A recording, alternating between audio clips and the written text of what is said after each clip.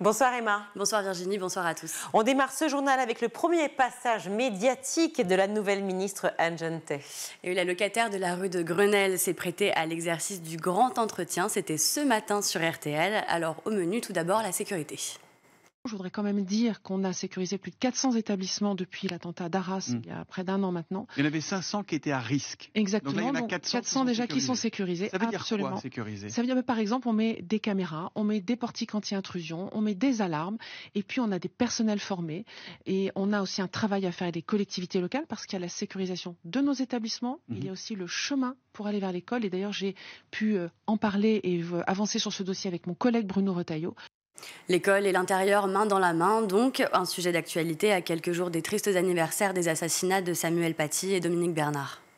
Comme ministre, je ne peux pas accepter que nos enseignants se sentent menacés. J'aurai zéro tolérance. Je veux vraiment que ceux qui se sentent au-dessus des lois comprennent qu'on ne peut pas agresser un enseignant, on ne peut pas agresser un élève, on ne peut pas agresser même nos écoles. C'est les cas que vous citiez tout à l'heure. Et où en est-on des atteintes à la laïcité ? On est à combien de signalements ? Parce que ça, c'est un vrai problème aussi dans les établissements.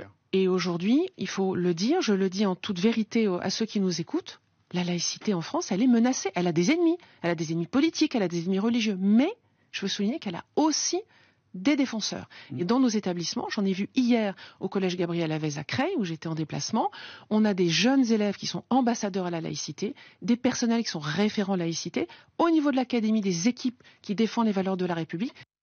La question de la laïcité a un impératif, donc Anne Genetet prévient, elle sera une ministre très ferme sur ce sujet.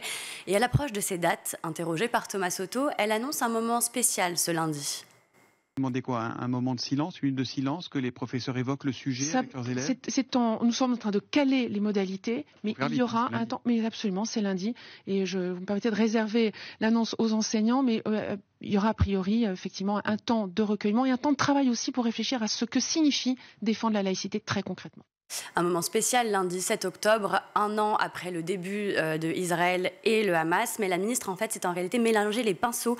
Après un recadrement de son cabinet, on a fini par apprendre que ce recueillement se ferait la semaine suivante, en la mémoire des professeurs assassinés et non du 7 octobre. Premier couac pour Anne Genetet. Enfin, dernier thème abordé avec elle, l'épineuse question du téléphone portable. Chacun s'interroge sur la méthode annoncée comme généralisée en janvier 2025. Alors Anne Genetet nuance. Je crois qu'il faut laisser une forme d'autonomie aux établissements. Vous avez des chefs d'établissement qui ont un travail de réflexion sur l'interdiction du portable. Certains le font déposer à l'entrée, d'autres demandent qu'on s'en serve pas. Et je souhaite qu'on laisse une certaine autonomie. Chaque chef d'établissement de gérer. Il n'y a pas de pouvoir consigne générale. Tout ne se décide pas à Paris. Libre aux établissements de choisir leur méthode, donc. Autre sujet, on en parlait hier, la création d'une mission sur l'aide sociale à l'enfance qui se poursuit à l'Assemblée. Il est évidemment question du financement de ces aides. Et oui, un manque de budget généralisé qui concerne donc aussi l'aide sociale à l'enfance. Auditionné hier, le député Les Républicains Fabien Di Filippo propose un recadrement des allocations familiales pour les parents qui seraient non investis. On l'écoute. Le point que je soulève auprès des collègues, auprès de tout le monde, c'est que la règle de base, aujourd'hui, il faut remettre des repères à leur juste place. On ne peut pas bénéficier d'allocations familiales pour des enfants dont on ne s'occupe pas et dont on ne s'occupera sans doute jamais.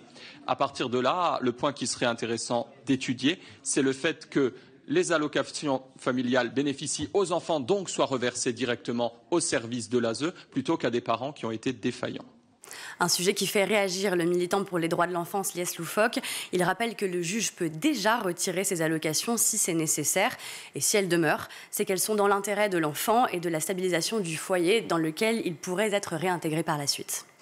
Autre ministre à s'exprimer ce matin, Salima Sarr, récemment nommée à l'égalité femmes-hommes. Elle est revenue sur les cours d'éducation à la vie affective et sexuelle. Oui, c'est dans les colonnes du Parisien que la ministre s'est exprimée concernant la loi de 2001.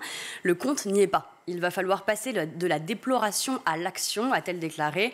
Alors devant le planning familial hier également, elle a annoncé « Il va falloir trouver de nouvelles idées et faire en sorte qu'elles soient vraiment appliquées. J'entends par là ouvrir le sujet de la culture du consentement et avoir une vraie ouverture sur les sujets de santé sexuelle et d'éducation à la vie affective. » Une mission de taille pour la ministre qui évolue désormais dans un gouvernement de droite. Crispation du côté du terrain aussi, où une pétition intitulée « À l'école, enseignez-moi les divisions, pas l'éjaculation », pétition qui a déjà été signée par 70 000 personnes. Et on termine avec une nouveauté en Seine-Saint-Denis. Il est question d'une révolution aux toilettes. Et oui, inciter les enfants à se rendre dans ces lieux qu'ils évitent encore beaucoup trop. C'est ce que permet d'ailleurs le décloisonnement en fait, des toilettes dans cet établissement du 93 où les travaux et les aménagements pour la mixité ont fait gagner en fluidité et en place pour l'intimité, paradoxalement. Un gain d'espace qui a aussi comme bonus d'avoir pu créer des sanitaires accessibles pour les personnes à mobilité réduite. Alors, le département de Seine-Saint-Denis n'en est pas à son coup d'essai en termes de toilettes mixtes. Dans ce collège de Rosny-sous-Bois, par exemple, la mise en place de distributeurs de protection périodique, ça a permis de contribuer à la lutte contre le tabou des règles et ça favorise le dialogue et l'empathie entre les filles et les garçons. Alors voilà, peut-être que la révolution des sexes se joue aussi aux toilettes. Et pourquoi pas. Merci beaucoup Emma.